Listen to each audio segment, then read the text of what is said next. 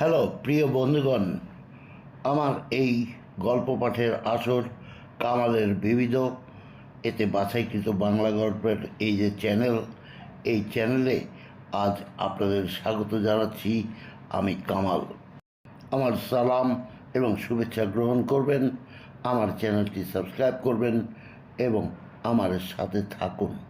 যে শ্রোতা বন্ধুগণ এই লেখক ধীরাজ ভট্টাচার্য বা তার এই লেখনী সম্পর্কে জানতে চান, তারা অনুগ্রহপূর্বক ডেসক্রিপশন বক্সে 1 নম্বর সাজেস্টেড ভিডিওটি দেখে নেবেন, শুনে নেবেন।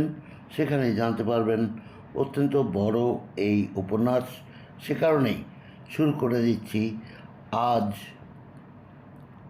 যখন পুলিশ ছিলাম, লেখক ধীরাজ ভট্টাচার্য, তৃতীয় পাঠ। সারদার পুলিশ ট্রেনিং একাডেমি থেকে বেশ ভালোভাবেই পাস করে কলকাতায় ফিরে এসেছি। সে এক অদ্ভুত বিচিত্র অভিজ্ঞতা। কুলহারা পদ্মার উত্তর দিকে প্রায় হাজার হাজার বিঘে জমির উপর সারদা পুলিশ ট্রেনিং সেন্টার। আগে বলেছি, আমরা ছিলাম বেঙ্গল পুলিশের অধীনে। এএসপি থেকে শুরু করে সাধারণ কনস্টেবল পর্যন্ত সবাইকেই এখানে ট্রেনিং নিতে হতো। প্রকাণ্ড একটা হলের মতো ঘরে আমরা প্রায় 60 জন এএসআই থাকতাম।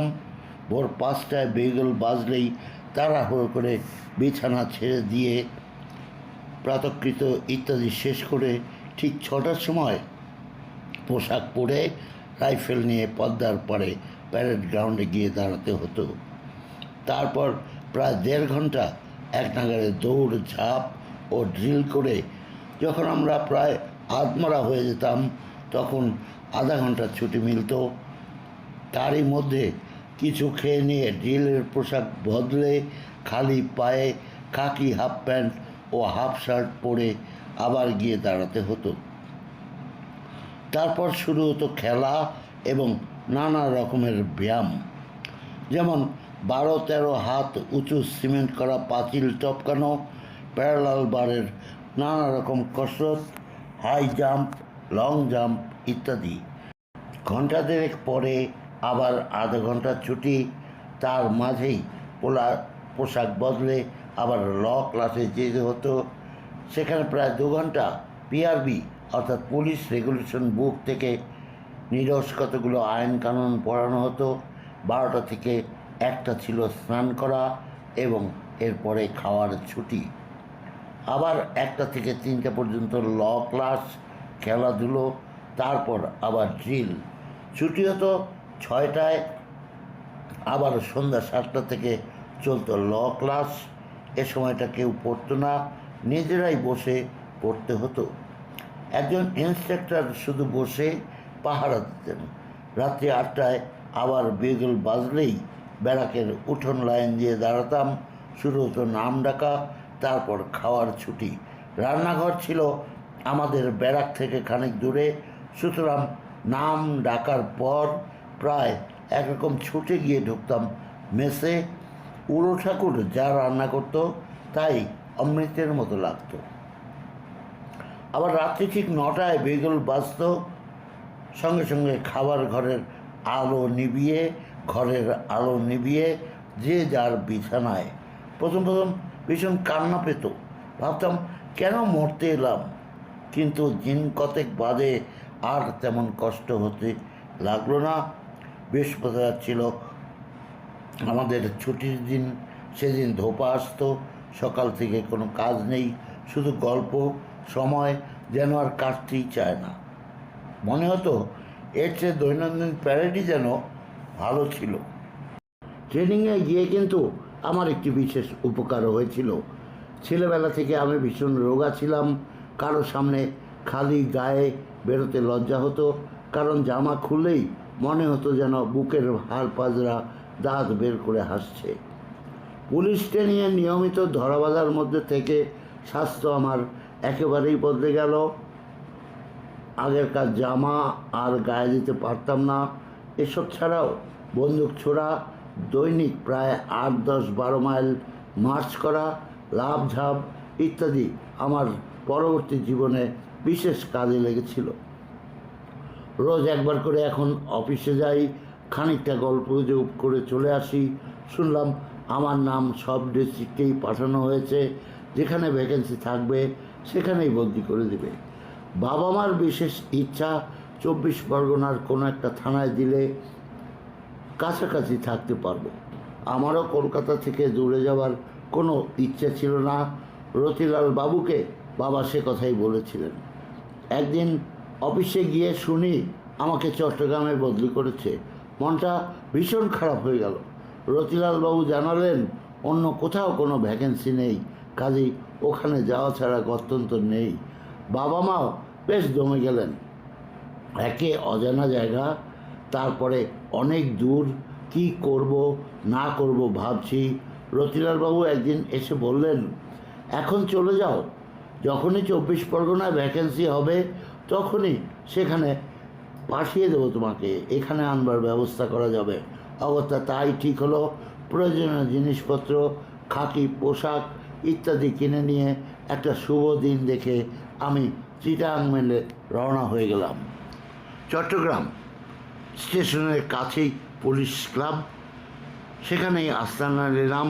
রাস্তায় বেরোতেই চোখ জুড়িয়ে গেল প্রাকৃতিক সৌন্দর্যে ভরা এত ছোট অথচ এত সুন্দর শহর আর বাংলাদেশে আছে কিনে আমার জানা নেই।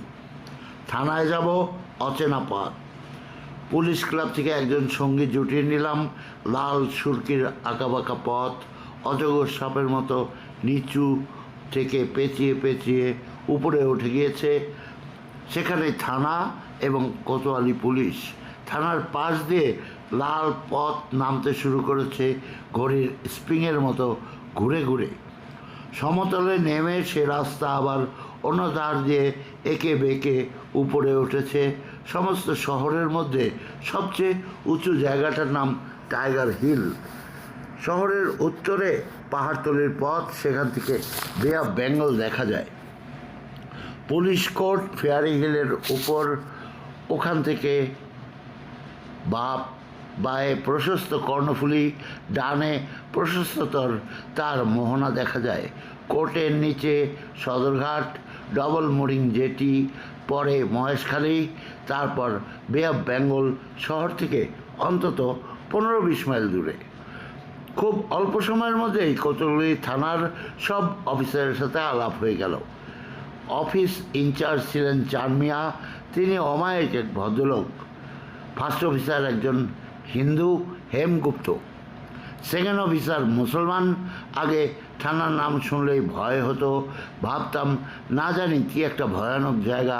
এদের সাথে আলাপ হওয়ার পরে সে ভুলটা আমার ভেঙে গেল। এ যেন একান্নবর্তী একটি সংসার, কয়েকটি ভাই মিলেমিশে সে সংসার চালাচ্ছে।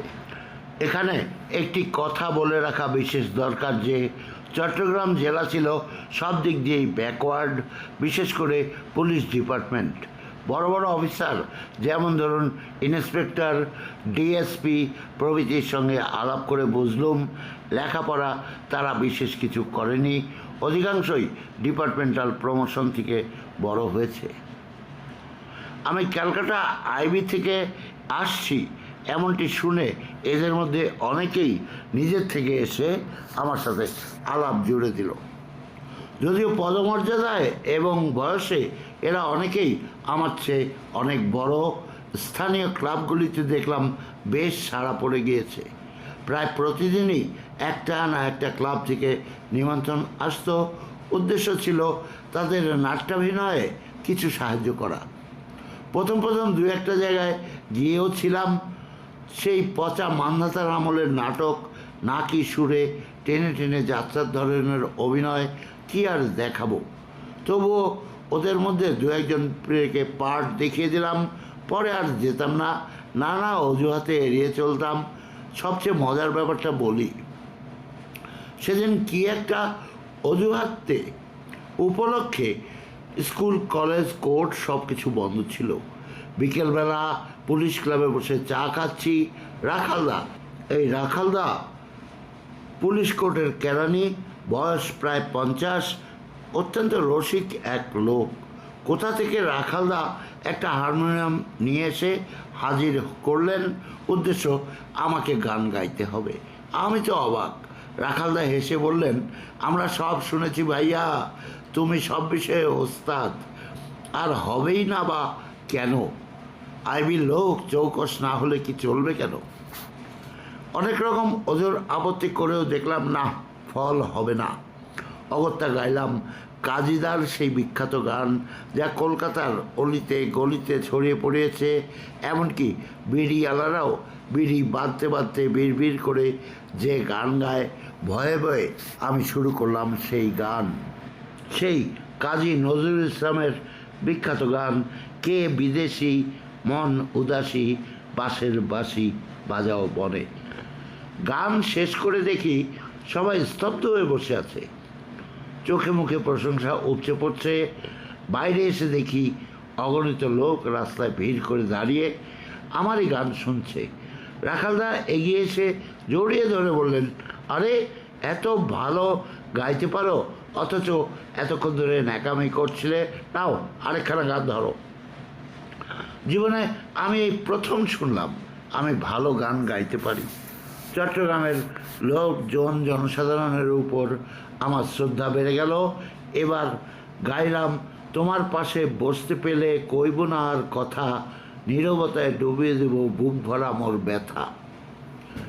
আরও দু তিনখানা গেয়েছিলাম, কিন্তু কি গান আজ আর তা ঠিক মনে নেই। তবে সবগুলি পচা এবং পুরাতন গান, যার প্রথম লাইন গাইলেই কলকাতার আসর থেকে অনেক লোক উঠে চলে যেত। পুলিশ ক্লাবে গান গেয়ে নিজের সর্বনাশ নিজেই ডেকে আনলাম। সারা শহরে ছড়িয়ে পড়লো আমি নাকি ভালো গান গাইতে পারি। রোজ নেমন্তন্ন আসতে শুরু করলো, আজ ডিএসপির বাড়ি থেকে, কাল কোতোয়ালি কোয়ার্টার্স থেকে, পরশু স্টুডেন্টস ক্লাব থেকে। সব জায়গাতেই সেই মান্যতা আমলের গান, কে বিদেশি মন উদাসী। দিনে রাতে অন্তত 25-30 বার এই একটি গানই আমাকে গাইতে হতো। তাতেও নিস্তার নেই। ডিএসপি সদানন্দবাবুর মেয়ে নমিতা খাতা পেন্সিল নিয়ে বসলো, গানটা তাকে শিখিয়ে দিতে হবে। রোজ রিজার্ভ অফিসে গিয়ে খোঁজ নিয়ে আসি, তখনও আমার পোস্টিং হয়নি, কারণ এদিকটায় কোথাও ভ্যাকেন্সি নেই। দিনগুলো বেশ আনন্দেই কাটতে লাগলো। এখানে এসে আরেকটা জিনিস খুব ভালোভাবে উপলব্ধি করলাম, পুলিশের কি অসীম ক্ষমতা। কলকাতায় বসে ধারণাও করা যায় না।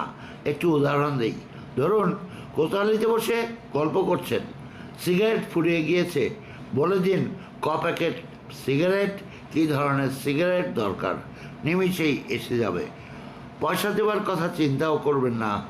কোথায় যাবেন, ট্যাক্সি দরকার, কনস্টেবলকে শুধু বলে দিন, তারপর ট্যাক্সি এলে সারাটা শহর তাতে ঘুরে বেড়ান। ভাড়া কি সর্বনাশ! ভাড়া অফার করে আপনি কি ট্যাক্সিওয়ালাকে অপমান করতে চান? সিনেমা যাবেন, কোতোয়ালির 12 মাসের পাস পড়ে আছে, শুধু গিয়ে সিনেমা হলের মালিককে ধন্য করে আসুন। এইসব কত আর বলবো। প্রথম এদের ভাষা বুঝতে আমার প্রাণটা বেরিয়ে যেত। চট্টগ্রামের ভাষা যেমন জলদ তেমনি জড়ালো। 5-6টা কথা একসঙ্গে জড়িয়ে তাল গোল পাকিয়ে বলাই হলো এদের রীতি। যেমন ধরুন, হারামজাদা বেড়া এড়ে কিল্লাই আসু, বুঝলেন কিছু?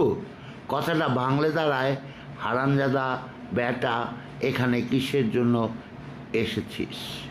প্রথম খুব কষ্ট হলেও পরে বেশ বুঝতে পারতাম, কিন্তু বলতে পারতাম না। আমার অবস্থা তখন সেই রকম দোয়াতের মতো, যাতে কালি ঢোকানো যায়, বের করা যায় না। যাক, যা বলছিলাম, এইভাবে কোতোয়ালিতে আড্ডা দিয়ে, ক্লাবে গান গেয়ে, সিনেমা দেখে দেখে প্রায় 2 সপ্তাহের উপর কাটিয়ে দিলাম। মাঝে মাঝে শরীরটা খারাপ ছিল বলে 2 দিন কোতোয়ালিতে যেতে পারিনি। সেদিন গিয়ে দেখি থানার আপিসের পাশে একটা ছোট করে হেমদা বসে রয়েছেন। পাশে টেবিলটার কাছে ঘোমটা দিয়ে একটা মেয়ে দাঁড়িয়ে, পরনে একটা বিশ্রী ময়লা শাড়ি। তার পাশে আধা বয়সী একটি মেয়ে। আমি একটু উকি দিয়ে চলে আসবো কি না এমনটি ভাবছি। হেমদা বললেন, এসো ধীরাজ। অগত্যা গিয়ে সামনের চেয়ারে বসলাম। হেমদা চট্টগ্রামের ভাষায় জড়িয়ে জড়িয়ে মেয়েটি উদ্দেশ্য করে বলল, এখন বল, তোর স্বামীকে নয়তো তোর বাপকে ডেকে পাঠাই। উত্তরে মেয়েটি শুধু আপত্তি জানিয়ে মাথা নাড়ল। হেমদা ভীষণ রেগে উঠল, এমন কতগুলি ভাষা প্রয়োগ করলো যা শুনে আমার কান লাল হয়ে উঠল। আমি লজ্জায় মাথা নিচু করলাম। বোধহয় আমার অবস্থা বুঝতে পেরে হেমদা বললেন, বুঝলে ধীরাজ, মেয়েটি একটি মুসলিম চাষির স্ত্রী। ওর বাপ একজন অবস্থাপন্ন চাষি। স্বামী মারধর করে বলেই উনি আর ঘর করবেন না।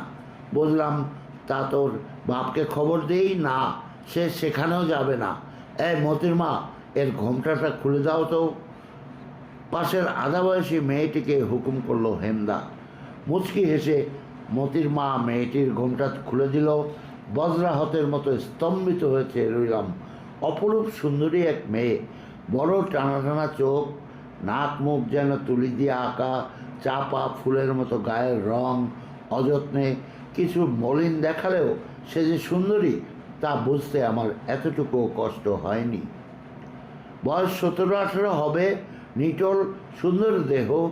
অবাক হয়ে তার দিকে আমি চেয়ে আছি। চমক ভাঙল হেমদার কথায়, কি হে, তোমার সিনেমার হিরোইন করে নেবে নাকি? বলা বলল, পুলিশে চাকরি নেওয়ার আগে আমি যে সিনেমায় নেমেছিলাম এ খবর এখানে সবাই জানে, আর সে ছবি এখানেও দেখানো হয়েছে। লজ্জা পেয়ে কী জবাব দেবো আমি ভাবছি। হেমদা বললেন, জানো ধীরাজ, আজ দুপুর থেকে এই মেয়েটাকে কত করে বোঝাচ্ছি যে তুমি বাড়ি ফিরে যাও, এ পথ ভালো না। এমনকি এও বলেছি যে তোমার স্বামীকে কোতোয়ালিতে ডেকে এনে বেশ করে শাসিয়ে দিচ্ছি যাতে ও আর তোমার গায়ে হাত না দেয়। তো কিছুতেই সে শুনবে না। কে যে ওর মাথার মধ্যে ঢুকিয়ে দিয়েছে, খাতায় নাম লেখালে টাকা কড়ি গয়নাগাটি কিছুরই অভাব হবে না, রানীর হালে থাকবে। রানীর হালে থাকবে সত্যি, তবে যতদিন এই যৌবনটুকু আছে। তারপর একটা শক্ত অসুখে পড়লে তখন দেখো মতির মা, এখনও সময় থাকতে এই মেয়েটাকে বোঝাও। এবার মতির মা বললেন, বাবু, আমি কি কম বুঝিয়েছি? কিন্তু ও কিছুতেই গো ছাড়ছে না। একটু চুপ করে হেমদা বললেন, আমরা সবই বুঝতে পারি মতির মা, তুমি যে ফুসলে ওকে বের করে এনেছো তাও জানি। শুধু ধরাছোঁয়ার বাইরে থেকে অন্য লোককে দিয়ে এসব করাচ্ছ বলেই আমি কিছু করতে পারলাম না। কিন্তু যেদিন তোমাকে হাতে নাতে ধরবো সেদিন বুঝতে পারবে। মতির মার পরিচয় যা পেলাম তাতে বুঝলাম এসব কাজে সে সিদ্ধহস্ত। স্থানীয় পতিতালয়ে, যার নাম রেয়াজউদ্দিন গলি, অন্য নাম 14 নম্বর গলি, ওই এক বাড়িয়ালি, হাতে বেশ টাকা কড়ি আছে। বহু মেয়েকে লোক দিয়ে ফুসলে বের করে এনে ওর ভাড়াটে করে রেখেছে। অভিনয়ে মতির মার পটুত্ব আমি লক্ষ্য করলাম। হেমদার কথা শুনে হঠাৎ করেই হাউমাউ করে কেঁদে উঠল সে, এবং হেমদার পা দুটো জড়িয়ে ধরিয়ে রাজ্যের দিব্যিকিলে সে বলতে চাইল, সত্যি মতির মা এসব ব্যাপারের মধ্যে নেই। এ ব্যাপারটায় আমিও খানিকটা অভিভূত হয়ে গেলাম। হেমদা রূঢ়ভাবে পা দুটো সরিয়ে নিয়ে ততোধিক রূঢ় কণ্ঠে বললেন, তোমার অভিনয় আমার সামনে আর করো না মতির মা। যাও, ওকে নিয়ে যাও, 4 দিন বাদে কোর্টে হাজির করো, নাম রেজিস্ট্রি হবে। একটু অবাক হলাম, জিজ্ঞেস করলাম, হেমদা 4 দিন বাদে কেন? বিষাক্ত হাসি হেসে হেমদা জবাব দিল, 2 দিন হায়ার অফিসারদের মধ্যে কেউ কেউ মতির মার বাড়িতে পায়ের ধুলো দিয়ে মেয়েটিকে বোঝাবেন, তারপর হেড কনস্টেবল আর্দালি এরা সবাই বোঝাবে। তাতেও যদি না হয় তাহলে 4র্থ দিনে কোর্টে নাম লিখিয়ে একেবারে পাকা করে দেব। নিজের রসিকতায় নিজেই হো হো করে হেসে উঠলেন হেমদা। শুনে আমি কাঠ হয়ে গেলাম। এ ধরনের কথাবার্তা বা অভিজ্ঞতা আমার জীবনে এই প্রথম। চুপ করে আছি দেখে হেমদা বলল, কি হে, তুমি আগে একবার বুঝিয়ে দেখবে নাকি? বলো তো, তোমার ব্যবস্থাটাই আগে করে দেই। আবার সেই গা জ্বালানো হাসি। আমার তখন বাকরোধ হয়ে গিয়েছে। একটু চুপ করে থেকে হেমদা বললেন, ধীরাজ, বাইরে থেকে লোকে শুধু আমাদের দোষটুকুগুলোই দেখতে পায়, কিন্তু ভাই, আমরাও মা বোন স্ত্রীকন্যা নিয়ে ঘর করি। তুমি জানো না ভাই, আজ গত দুদিন ধরে এই মেয়েটিকে আমি কত বুঝিয়েছি, কখনো ভয় দেখিয়েছি, কখনো মিষ্টি কথা বলেছি, কিন্তু ভবি ভুলবার নয়। যাকগে, ওর নিয়তি ওকে টানছে, কে রাখবে ওকে ধরে? বলতে বলতে হেন্দার গলাটা যেন ধরে এলো। তাড়াতাড়ি একটা কেস ফাইল টেনে নিয়ে কী যেন সব লিখতে শুরু করে দিল। মনটা আমারও খুব খারাপ হয়ে গেল। কোতোয়ালি থেকে পুলিশ ক্লাবে ফিরে এলাম। সেই রাত্রে অনেকক্ষণ অবধি ঘুমাতে পারলাম না। সুন্দরী ওই কৃষক বধূটির জন্য এমনটি ভাবলাম, এ কারণেই নাকি হবেও বা। শরীরটা খারাপ ছিল, মনটা ভালো ছিল না। পরদিন কোথাও বেরোনো হলো না। আজ কোতোয়ালি যেতেই দেখি হই হই ব্যাপার। জেলার বড় সাহেব এসপি মিস্টার মরিস বদলি হয়ে যাচ্ছেন।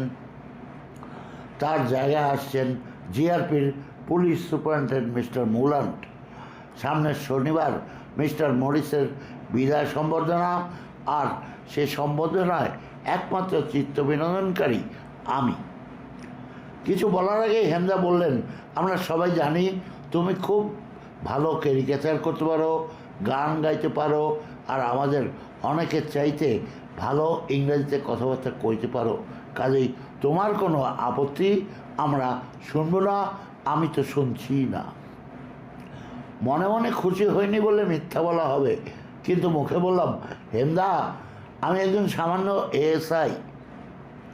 অত বড় বড় সাহেবদের সামনে মুখের কথা কেড়ে নিয়ে হেমদা হেসে বললেন, ওরা স্মার্টনেস খুব পছন্দ করে, দেখো এতে তোমার ভবিষ্যৎ ভালো হবে। শনিবার বেলা 3টা থেকেই কোতোয়ালির লোক আসতে শুরু করেছে। সাহেব ম্যামদের সংখ্যাই বেশি। তাছাড়া ছোট বড় সব পুলিশ অফিসাররাও একে একে এসে পড়ল। বেলা 4টা নাগাদ প্রকাণ্ড হলঘরে আর তিল ধরনের স্থান রইল না। হলঘরের মাঝখানে একটা গোল টেবিল, তার উপর একটা বক্স হারমোনিয়াম। যথারীতি বিদায় সম্মেলনের পালা শেষ হলো। তারপর আমার পালা। অফিসার ইনচার্জ সবার সাথে আমার পরিচয় করিয়ে দিলেন। এরপর আদেশ বা অনুরোধ হলো একখান গান গাইবার। দুরু বক্ষে হারমোনিয়ামের কাছে গিয়ে দাঁড়ালাম। তারপর শুরু করলাম অগতির গতি কাজীদার সেই গানটা, কে বিদেশি মন উদাসী। বোধহয় গানটা সেদিন ভালো গিয়েছিলাম। দেখলাম সাহেব মেম সব উচ্ছ্বসিত হয়ে হাততালি দিচ্ছে। শুধুমাত্র একটি লোক গম্ভীর মুখে চায়ের কাপ হাতে নিয়ে বসে আছে। তার নীল চোখের তীক্ষ্ণ দৃষ্টি শুধু আমারই উপর। হেমদাকে জিজ্ঞেস করে জানলাম, উনি হলেন জিআরপির নবাগত পুলিশ সুপার মিস্টার মুলান্ট, আমাদের হবু হর্তা কর্তা বিধাতা। এরপর ইংরাজি বাংলা হিন্দিতে কতগুলো কমিক স্কেচ গান আবৃত্তি করলাম। শ্রোতারা সবাই উচ্ছ্বসিত। তবুও আমাদের সেই হর্তাকর্তা বিধাতার মুখে হাসি ফোটাতে পারলাম না। তার মুখ ক্রমেই গম্ভীর হয়ে উঠতে লাগলো। মাঝে মাঝে পাশের দু একটি অফিসারকে তিনি কি যেন জিজ্ঞেস করে নিলেন। তারপর আবার সেই হাড়ি মুখ। পার্টি শেষ হয়ে গেল। সবার মুখে ধন্য ধন্য রব। আমি কিন্তু মোটেই শান্তি পেলাম না। সব প্রশংসা কোলাহলের মাঝে ওই নীল চোখ যেন আমাকে নজরবন্দি করে রেখে দিল। হেমদা এক পাশে ঠেলে নিয়ে গিয়ে ফিসফিস করে বললেন, ধীরাজ, তোমার গান ক্যারিকেচার মিসেস মুলান্ডের খুব ভালো লেগেছে। তিনি তোমার সাথে একটু আলাপ করতে চান, একটু আমার সাথে এসো। মিসেস মুলান্ড অসামান্য সুন্দরী, বয়স 20-22 হবে বলেই মনে হলো। কাছে যেতেই হাত বাড়িয়ে আমার হাতে হাত মেলালেন। তারপর হেসে বললেন, I never accepted such a brilliant talent in the police force. ধন্য হয়ে গেলাম। হেসে মেম সাহেবকে কৃতজ্ঞতা জানাতে গিয়ে দেখি হাড়িমুখো সেই মুলান্ড কোটরে ঢোকা নীল চোখ দুটো দিয়ে আমাকে যেন গিলে ফেলতে চাইছে। দুদিন পরের কথা, সিনেমা থেকে ফিরছি, পথে কোনো ট্যাক্সি পেলাম না, অগত্যা হেঁটেই কোতোয়ালি যাব ঠিক করলাম। উঁচু নিচু লাল সুরকির পথ, ঘুরে ঘুরে নামছি, বেশ লাগছিল। হঠাৎ আমার পেছনে শুনলাম মোটর গাড়ির হর্ন। চমকে পাশে সরে গিয়েই দেখি স্টিয়ারিংয়ে বসে আছেন মিসেস মুলান্ড। সিগারেটটা ঠোঁটে চেপেই মৃদু মধুর হেসে নিজের দরজা খুলে দিয়ে বললেন, কামান গেট ইন। আমি উঠে পাশে বসলাম। এবার আমার বিস্ময়কে চরমে পৌঁছে দিয়ে পরিষ্কার বাংলায় বললেন, তো কোথায় যাবেন? কোতোয়ালিতে? চলুন আপনাকে পৌঁছে দিচ্ছি, আমি ওদিক দিয়েই যাব।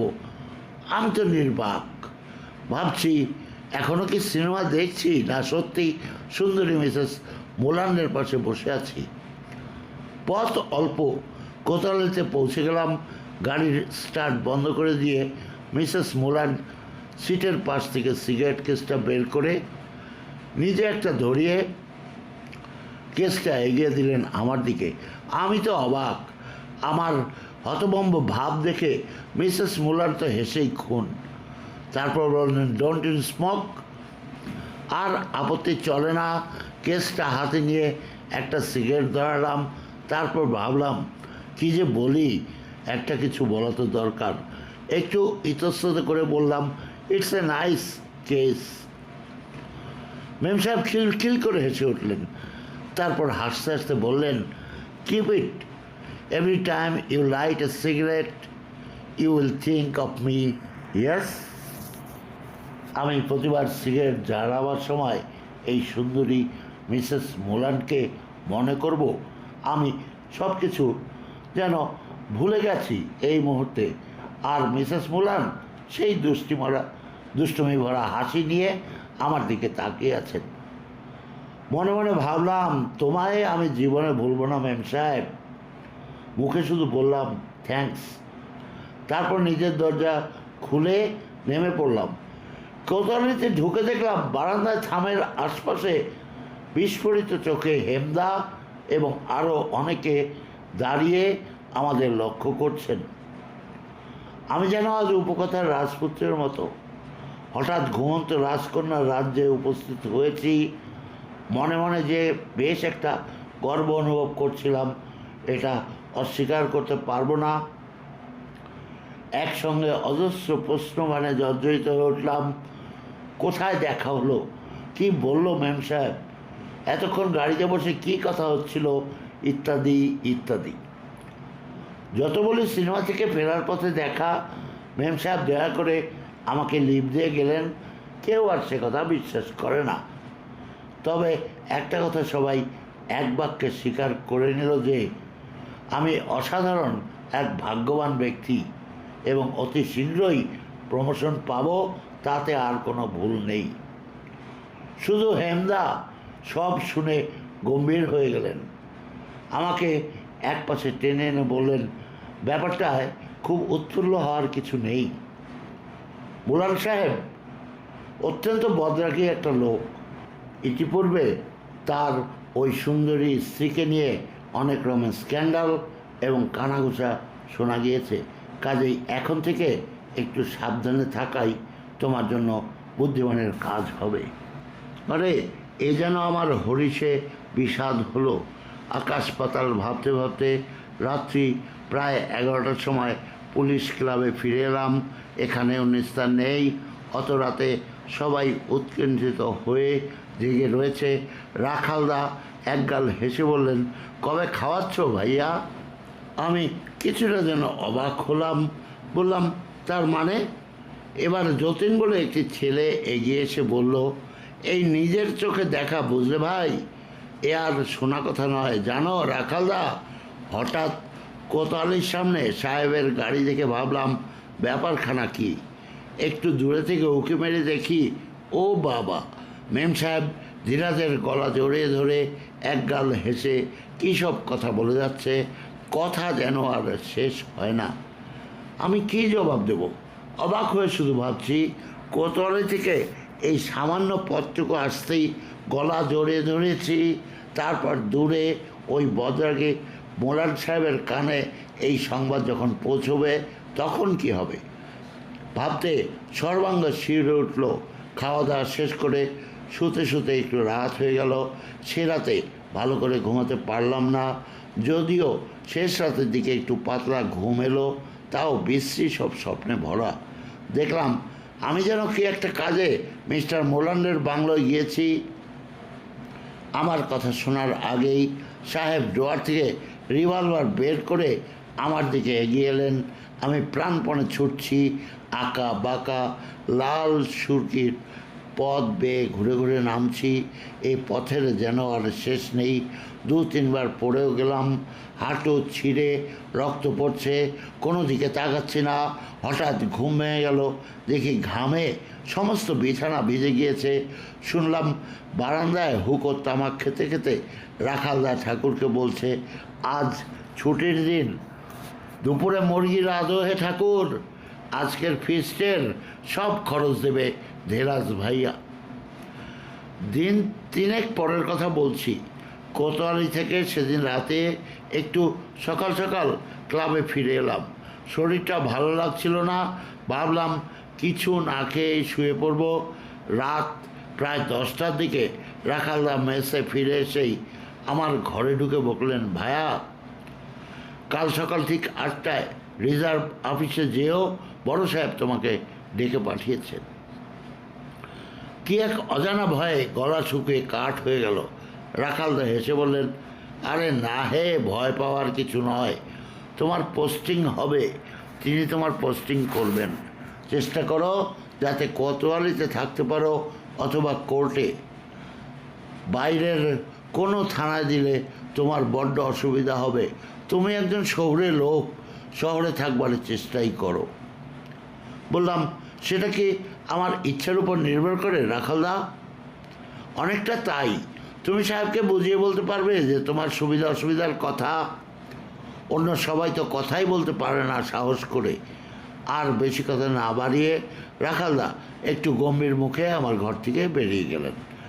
পরদিন সকাল 8টার আগেই হাজির হলাম রিজার্ভ অফিসে। রিজার্ভ অফিসে হরকুমার অমায়িক লোক, বয়স প্রায় 50, মাথার চুল সাদা, গোঁফ সাদা, মোটাসোটা বেটে মানুষটি, মুখে সবসময় একটি মেয়েলি হাসি লেগেই আছে। দেখলে হঠাৎ বিশ্বাস করতে ইচ্ছা হয় না যে সে পুলিশে কাজ করে। পরিচয় ছিল না। ঘরে ঢুকে নমস্কার করে দাঁড়াতেই হরকুমার বাবু প্রসন্ন হাসিতে যেন আমাকে আশীর্বাদ করে বললেন, আরে এসো এসো এসো ধীরাজ, তোমার সম্বন্ধে আমার কৌতূহলের অন্ত নেই। তারপর হঠাৎ একটু থেমে বললেন, তুমি বলে সম্বোধন করলাম, রাগ করো না তো ভাইয়া, বয়সে তুমি আমার অনেক ছোট, আর তো 6 মাস বাদেই আমি রিটায়ার করছি। বাধা দিয়ে বললাম, না দাদা, আমাকে আপনি তুমিই বলবেন। হরকুমার বাবু খুশি হলেন, বললেন, লোকের মুখে মুখে শুধু তোমার নাম শুনেছি, গল্পে গানে চেহারায় তুমি হলে 1 নম্বর। স্থান কাল পাত্র ভুলে হরকুমার বাবু হঠাৎ করেই হো হো করে হেসে উঠলেন। অবাক হয়ে ভাবছিলাম, এমন সরল সদাশিব মানুষ এতদিন ধরে পুলিশের চাকরি করছেন কি করে। চমক ভাঙল একটা কুকুরের ডাকে। চেয়ে দেখি সামনের ফুলবাগানের মধ্যেকার লাল সুরকির পথ বেয়ে দুপাশে 2টো ভয়ঙ্কর অ্যালসেশিয়ান কুকুর নিয়ে খাকি হাফ প্যান্ট পরা নীলাক্ষ মোরান সাহেব কুকুর দুটোর চেন টেনে ধরে হন হন করে আমাদের দিকে এগিয়ে আসছেন। মোরান সাহেবকে হাঁটতে হচ্ছে না, ওই প্রকাণ্ড ভয়াল কুকুর দুটো তাকে টানতে টানতে নিয়ে আসছে। মনে হলো রাশ ছেড়ে দিলেই ওরা নিমেষে আমার উপর ঝাঁপিয়ে পড়ে টুকরো টুকরো করে আমাকে ছিঁড়ে ফেলবে। মনে মনে আমি প্রমাদ গুনলাম। উঠে অ্যাটেনশন হয়ে দাঁড়ালাম। চেয়ে দেখি হরকুমার বাবু পাংশু মুখে উঠে দাঁড়িয়েছেন। বুঝলাম সাহেবের ভীতি এদের অস্থি মজ্জাগত। কুকুর দুটো ঘরে ঢুকেই আমাকে একজন নতুন লোক দেখে বা ভেবে বিরাট চিৎকার করে দু পায়ে খাড়া হয়ে উঠল। মোরান সাহেব অতি কষ্টে বেত উঁচিয়ে কুকুর দুটোকে সংযত করলেন। ওই অ্যাটেনশন অবস্থাতেই দাঁড়িয়ে বললাম, মর্নিং স্যার। কালা নেটিভকে প্রতি নমস্কার করাটাও বোধহয় মুল্যান্ডের মতো সাহেবদের আভিজাত্যে বাঁধল। শুধু ক্রুদ্ধ চোখে আমার আপাতমস্তক দেখে নিয়ে হরকুমার বাবুকে বললেন, মিস্টার আরও has here been posted anywhere? ভয়ে ভয়ে হরকুমার সাহেব জবাব দিলেন, no sir. Let me see the file. সাহেবের গলা গর্জন করে উঠল। সোজা হয়ে দাঁড়িয়ে পকেট থেকে সিগারেট কেসটা বের করে একটা ধরালেন। তারপর অগ্নিবর্ষী দৃষ্টি দিয়ে আমার আপাতমস্তক আবারও দেখে নিয়ে তিনি আমাকে বললেন, your name Dhiraj Bhattacharya? Yes sir. You are coming from Calcutta IB? Yes sir. You are a film actor before you join IB, is not it? Yes sir. দাঁতে দাঁত চেপে ধোয়া ছাড়তে ছাড়তে হঠাৎ বিদ্রুপের স্বরে সাহেব বললেন, why did you change your mind? কী জবাব দেব? দিলেও ওই মুলান্ডের কাছে শুধু অরণ্যের রোদন ছাড়া আর কিছুই হবে না, এটা বেশ বুঝলাম। অগত্যা চুপ করেই রইলাম। এই সময় সাহেবের আদারলি ছুটতে ছুটতে এসে সাহেবের কুকুর দুটোকে সামনের বাগানে নিয়ে গেল। আমি খানিকটা হাঁপ ছেড়ে বাঁচলাম। হরকুমার একটা মোটা ফাইল সাহেবের দিকে এগিয়ে দিলেন। সাহেব পাতার পর পাতা উল্টে যাচ্ছেন আর মাঝে মধ্যেই হরকুমারকে কী যেন জিজ্ঞেস করছেন, আমি বুঝতে পারছি না।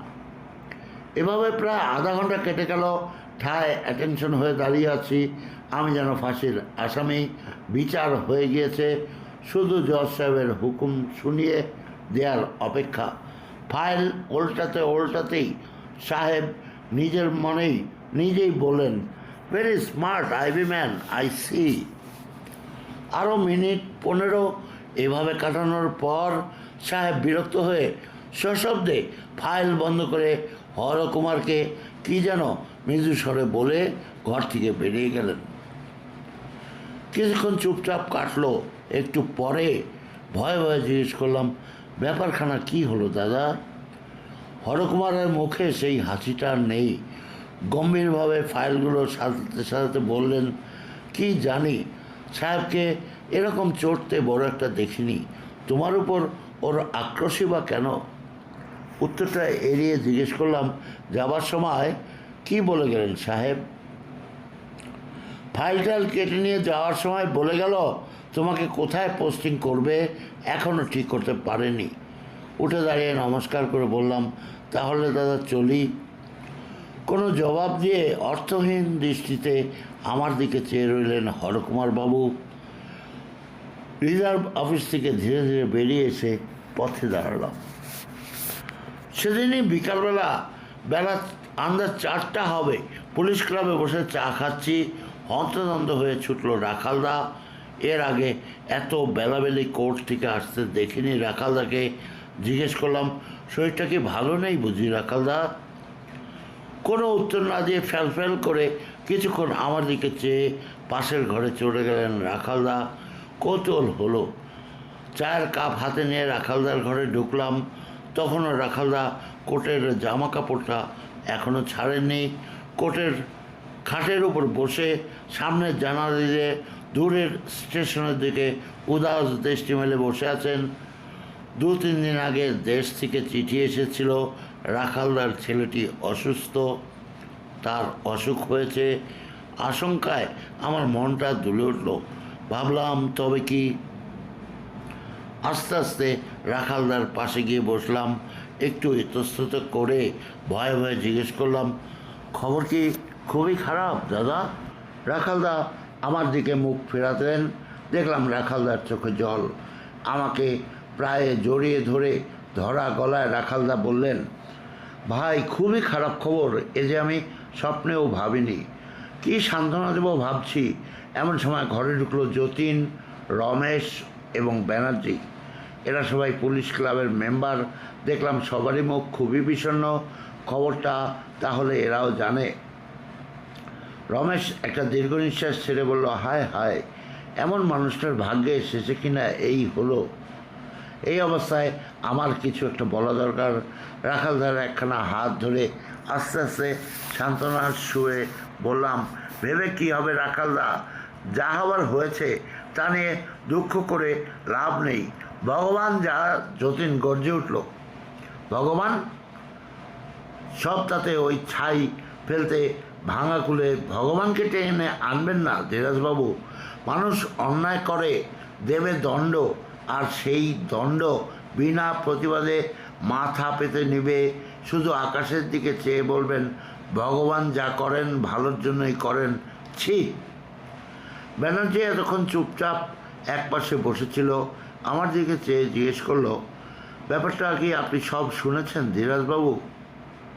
না, আমি কিছু শুনিনি, তবে অনুমানে বুঝতে পেরেছি। ব্যানার্জি সাথে সাথে প্রশ্ন করলো, কি বুঝতে পেরেছেন বলুন তো? আমি ইতস্ত করে বললাম, দেশ থেকে রাখালদার একটা খারাপ খবর। কথা শেষ করার আগেই অন্তত দুঃখের মধ্যে সবাই হো হো করে হেসে উঠল। লজ্জায় আমি এতটুকু হয়ে গেলাম।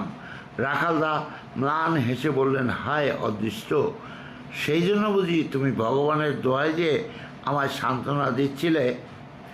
কলকাতার আইবির চৌকস ছিলে, আমি আজ এদের কাছে একেবারেই বেকুব বনে গেলাম। তারপর সোজা জিজ্ঞেস করে বসলাম, আচ্ছা বলুন ব্যাপার কি? উত্তরটা সবাই একসঙ্গেই দিতে যাচ্ছিল। রাখালদা হাত দিয়ে ওদের থামিয়ে দিয়ে বললেন, শোনো ধীরাজ, মুলান তোমাকে টেকনাফ থানায় বদলি করেছে। আমি তো হতবাক, আমি অবাক। আমার সাহেব টেকনাফ থানায় বদলি করায় এদের হাহুতাশ করার কি কারণ থাকতে পারে সেটি বুঝলাম না। বুঝলাম একটু পরে। রাখালদা বললেন, জানো ধীরাজ, টেকনাফ চট্টগ্রাম থেকে স্টিমারে 2.5 দিনের পথ। ছোট্ট একটা দ্বীপ, যার পর আর বাংলাদেশ নেই। বে অফ বেঙ্গলের অপর পারে ওয়াল্টিয়ার, আর বাংলাদেশের সীমানা ওই দ্বীপেই শেষ হয়ে গেছে। কোনো পুলিশ অফিসার ভীষণ অপরাধ না করলে ওখানে বদলি করা হয় না। ওই সব দ্বীপেই রাজবন্দীদের অন্তরীণ করে রাখা হয়। ওই দ্বীপের বাসিন্দারা হলো মগ। তাদের ভাষা বুঝতেই তো তোমার আক্কেল গুরুম হয়ে যাবে। আক্কেল তো আমার এমনিতেই গুরুম হয়ে গিয়েছিল। এতক্ষণে বুঝলাম রিজার্ভ অফিসে মুলান্ডের অদ্ভুত আচরণের সেই অর্থ। এবার হারে হারে বুঝতে পারলাম the penalty of being too smart. সে রাতেই কর্তব্য ঠিক করে ফেললাম চাকরিতে ইস্তফা দিয়ে এই চট্টগ্রাম থেকেই কলকাতায় ফিরে যাব। সকালবেলায় কোতোয়ালের দিকে হাজির হলাম। সবার মুখ বিষণ্ণ গম্ভীর। হেমদা আমার হাত দুটো ধরে অনুতাপের সুরে বললেন, ধীরাজ, এর জন্য কিন্তু দায়ী আমি। কিন্তু বিশ্বাস করো ভাই, আমি তোমার ভালো করতেই চেয়েছিলাম। বিক্ষোভটা মনের ভেতর চেপে রেখে সান্ত্বনার সুর মিশিয়ে বললাম, তোমরা কেন মিছিমিছি অনুতাপ করছো দাদা? এ ভালোই হলো। এখানে রাখলে চাকরি আমি ছাড়তাম না, এটা ঠিক, কিন্তু ওই মগের মুলুকে কখনোই না। ডিএসপি সদানন্দবাবু কে একটা কাজে এ সময় কোতোয়ালিতে এলেন। আমাকে দেখেই বললেন, আমি সব শুনেছি ধীরাজ, ভারী দুঃখের কথা। হেমদা আমার রেজিগনেশন লেটারটা সদানন্দবাবুকে দেখালেন। চিঠিটা পড়ে খানিকক্ষণ গুম হয়ে থাকলেন সদানন্দবাবু। তারপর হেমদাকে ডেকে নিয়ে একটু দূরে বারান্দার পশ্চিম দিকে চলে গেলেন। খানিক বাদে যখন দুজনে ফিরে এলেন, তখন দেখলাম দুজনেই বেশ উৎফুল্ল। হেমদা বললেন, ধীরাজ, সদানন্দবাবু বলছেন একবার আমরা না হয় শেষ চেষ্টা করে দেখি। আমি আর উনি এখনই একবার যাচ্ছি মুলান সাহেবের বাংলোয়, দেখি কি করা যায়। তুমি ততক্ষণ কোতোয়ালিতেই অপেক্ষা করো। প্রায় ঘন্টা দেড়েক বাদে ওরা ফিরলেন, সাথে ওসি চাঁদ মিয়াও আছেন। হেমদা কোতোয়ালির সিঁড়িগুলো একরকম লাফিয়ে ঘরে এসেই আমাকে জড়িয়ে ধরলেন। তারপর হাত থেকে রেজিগনেশনের চিঠিটা ছিঁড়ে কোটি কোটি করে ফেললেন। বুঝলাম ব্যাপারখানা কি হয়েছে। কৃতজ্ঞতায় আমার মনটা ভরে গেল। ভাবলাম সত্যি আমি ভাগ্যবান, নইলে সামান্য একজন এএসআইয়ের জন্য এত বড় বড় অফিসার মাথা ঘামালেন কেন? কী দরকার ছিল? সদানন্দবাবু বললেন, সাহেব কিছুতেই রাজি হতে চায় না, বলে এখানে থাকলে কাজকর্ম কিছুই করবে না, খালি আড্ডা দিয়ে বেড়াবে, আরও কত কী। সদানন্দবাবুর মুখের উপর একদম কথা কেড়ে নিয়ে হেমদা বললেন, তাতেও কিছু হতো না স্যার, যদি ওই সময় মেম সাহেব না এসে পড়তেন। আর যাই বলুক, মেম সাহেব আমাদের অসাধারণ বুদ্ধিমতী, এ কথা কিন্তু বলতেই হবে। কেমন কায়দা করে কথার মোড় ঘুরিয়ে দিলে বলুন তো। জিজ্ঞেস করলাম, তো মেম সাহেব কি বললেন হেমদা? হেমদা বলল, আমরা একরকম আশা ছেড়েই দিয়েছিলাম। এমন সময় ঘরে ঢুকলেন মেম সাহেব। নমস্কার প্রতি নমস্কারের পালা শেষ করে জানতে চাইলে আমরা কেন এসেছি। ব্যাপারটা সব খুলে বললাম। সব শুনে বিস্ময়ে চোখ দুটো কপালে তুলে মোলান্নের দিকে চেয়ে বললেন, is it A fact Johnny? সাহেব কথা জবাব না দিয়ে চুপ করে আছে দেখে মেম সাহেব বললেন, বরাবরই দেখছি তুমি স্মার্ট আর বুদ্ধিমান লোকদের দুটো চোখে দেখতে পারো না। খোসা মধ্যে ডাল হেডেড লোক নিয়ে কাজ করাই তোমার অভ্যাস। যারা পোষা কুকুরের মতো মাথা নিচু করে সবসময় হুজুর হুজুর করবে, তারাই তোমার পেট। কিন্তু কেন? আমি ছেলেটার সঙ্গে আলাপ করে দেখেছি, is very smart and intelligent. তাকে তুমি পোস্টিং করেছো টেকনাফে। All right, it's your affair Johnny, do it whatever you think best. হাতঘড়ি দেখে মেম সাহেব উঠে দাঁড়িয়ে বললেন, চলি, আমার রাইডিংয়ের সময় হয়ে গেছে, বাই বাই। দরজার কাজ বরাবর এসে ফিরে দাঁড়ালেন মেম সাহেব।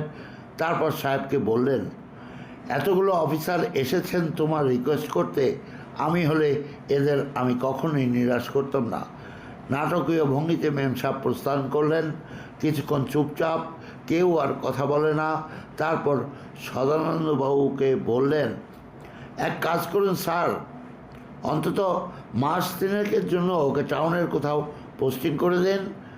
আপনারও চোখের উপর থাকবে, আমরাও নজর রাখবো, কাজকর্ম ভালোভাবে যেন করে, নইলে যেখানে খুশি সেখানে বদলি করে দিলেই হবে।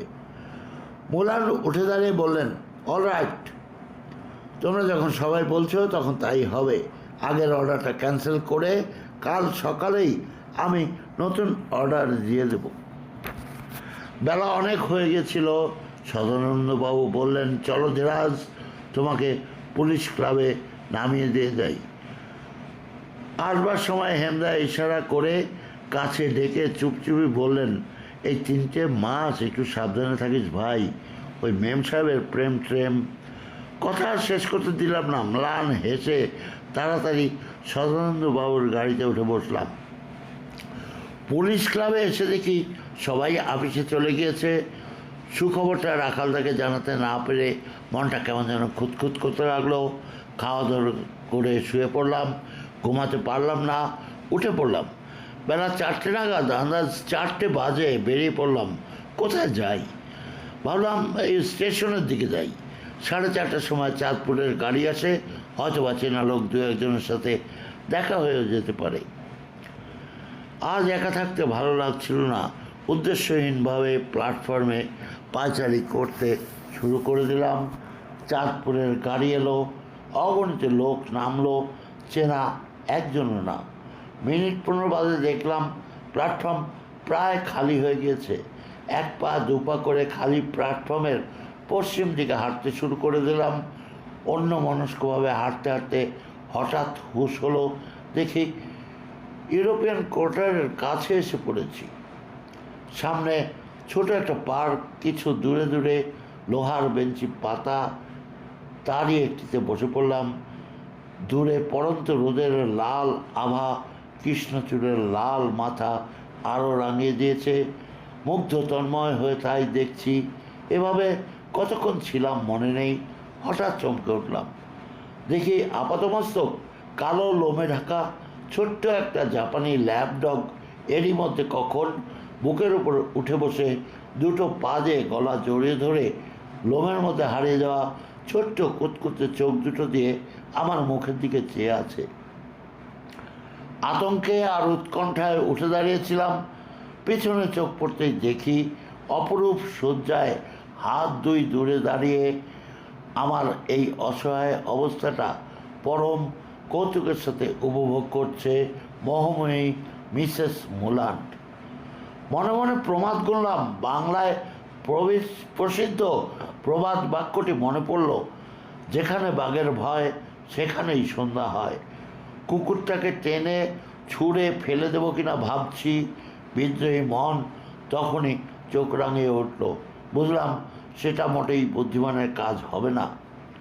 আমার চেয়ে ওই পেট কুকুরটার মূল্য যে অনেক বেশি সেটা বুঝতে দেরি হলো না।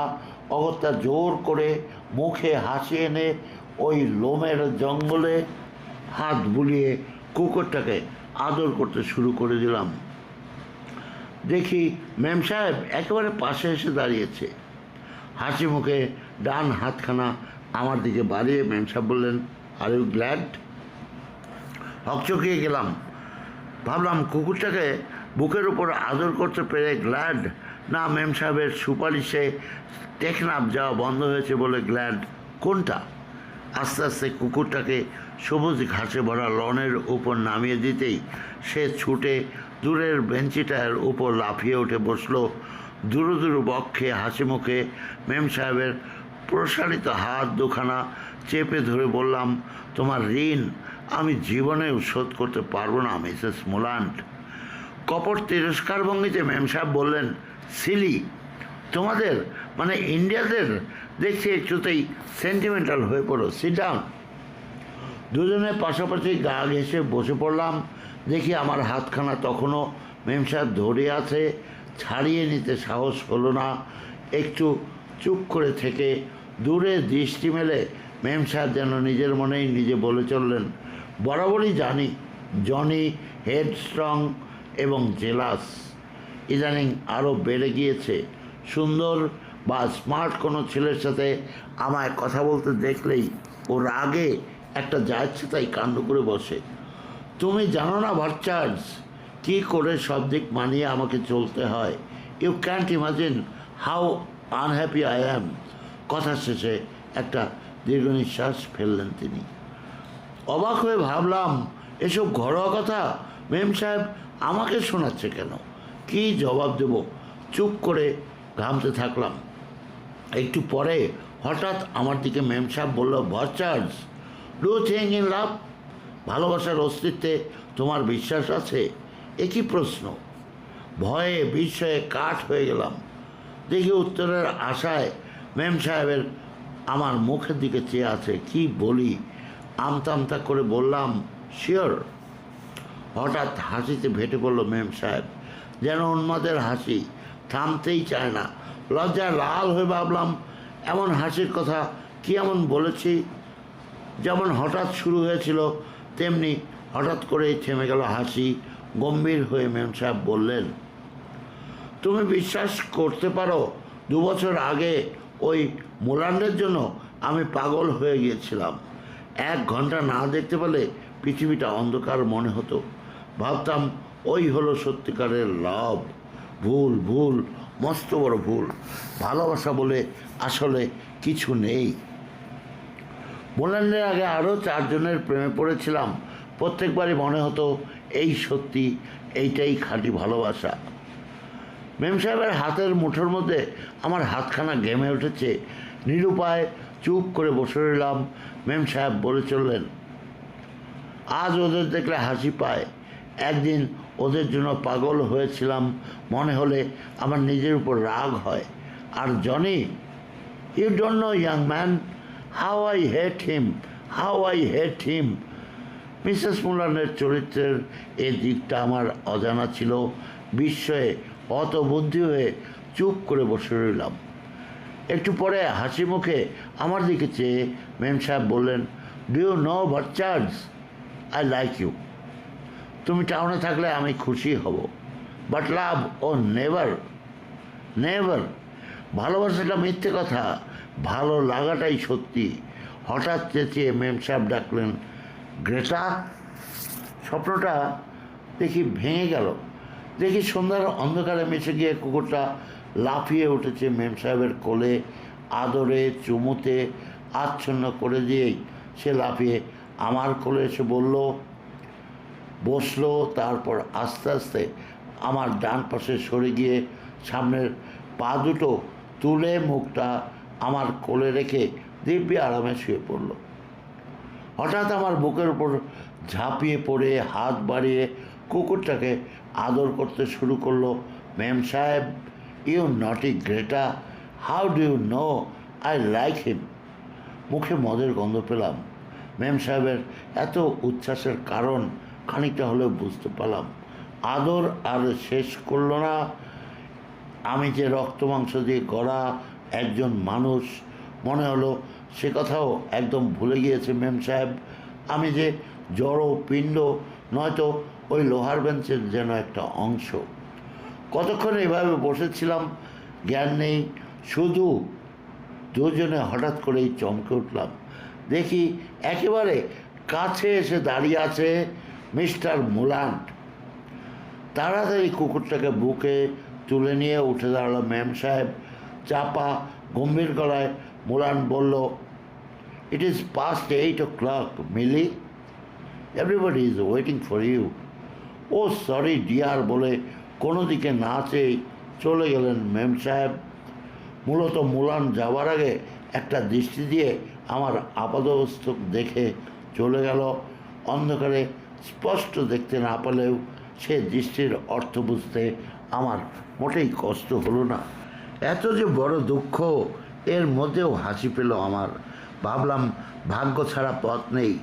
বিধাতা অলক্ষ্যে দাবার ছকে যে গুটি সাজিয়ে রেখেছেন তার বাইরে চাল দেওয়ার সাধ্য কারো নেই। পুলিশ ক্লাবে যখন ফিরলাম তখন রাত 10টা বেজে গিয়েছে। রাখালদা বললেন, কোথায় ছিলে ধীরাজ? কোতোয়ালি থেকে হেমবাবু তোমায় 2বার ডাকতে পাঠিয়েছেন। বলেছেন যত রাত্রি হোক একবার যেন তার সাথে দেখা করি। কোনো কথা না বলে কোতোয়ালিতে চলে এলাম। দেখি অত রাতেও সদানন্দবাবু, চাঁদ মিয়া, হেমদা, আরও 2-3 জন অজানা অফিসার বসে আছেন। কেমন যেন গম্ভীর নিস্তব্ধ ভাব। চুপ করে কাছে গিয়ে দাঁড়ালাম। সদানন্দবাবু বললেন, ধীরাজ বসো। কাঠের পুতুলের মতো একটা চেয়ারে বসে পড়লাম। ওসি চাঁদ মিয়া বললেন, হঠাৎ ঘন্টা 2 আগে আদারলি দিয়ে বড় সাহেব লিখে জানিয়েছেন তোমাকে ওই টেকনাফেই বদলি করা হলো, এখানে রাখা হবে না। হঠাৎ কেন যে সাহেবের মত পরিবর্তন হলো বুঝতে পারলাম না। আমি তা আগেই বুঝতে পেরেছিলাম। মনে মনে প্রতিজ্ঞা করলাম আজকে সন্ধ্যার ঘটনা কাউকেই বলবো না। চুপ করে রইলাম। হঠাৎ হেমদা টেবিলে একটা প্রকাণ্ড চাপড় মেরে বলে উঠলেন, চাষা, হাল চাষা, বেটা বিলেতে নির্ঘাত লাঙল চাষত, সুপারিশের জোরে বড় সাহেব হয়ে এখানে এসেছে। সদানন্দবাবু সাজিয়ে বললেন, সামান্য ভদ্রতাটুকুও জানে না। আমাদের কথা দিয়ে সে কথা রাখলো না। বাধা দিয়ে হেমদা বললেন, হ্যাঁ রাখবে। মিসেস মোলান পর্যন্ত কত অনুরোধ করলো, তাই বড় রাখলে। আমার কি মনে হয় জানেন স্যার, বেটা নিশ্চয়ই নপুংসক, তাই ওর দ্বিতীয় রিপোর্টটা এত প্রবল। চাঁদ মিয়া এতক্ষণ কোনো কথা বললেন না। হাত তুলে হেমদাকে বাধা দিয়ে বললেন, ভুলে যেও না হেম, এটা কোতোয়ালি থানা, আর ওই মুলান সাহেব এখানে আমাদের উপরওয়ালা। এসব আলোচনা অফিসের বাইরে বসে করাই নিরাপদ। সদানন্দবাবু সাজিয়ে বললেন, হেম, তুমি একটু বেশি উত্তেজিত হয়ে পড়েছ। যাক, আসল কথায় আসা যাক। কী করবে ধীরাজ? মৃদু কণ্ঠে বললাম, আমার জন্য কেন আপনারা এত অপমান সহ্য করছেন স্যার? আমি তো আগেই ঠিক করে রেখেছিলাম যে আমি চাকরিটা করব না। কিছুক্ষণ কেউ কোনো কথা বললেন না। সদানন্দবাবু আমাকে ডেকে এনে বসালেন। তারপর শান্ত স্বরে বললেন, ধীরাজ, তুমি ছেলে মানুষ, তাই এতটুকুতেই মাথা গরম হয়ে ওঠে। আমি তোমার বাপের বয়সী। আমার কথাগুলি মন দিয়ে শোনো। কক্সবাজারের নাম তুমি কখনো শুনেছ? ঘাড় নেড়ে জানালাম, শুনেছি। কক্সবাজার খুব স্বাস্থ্যকর জায়গা।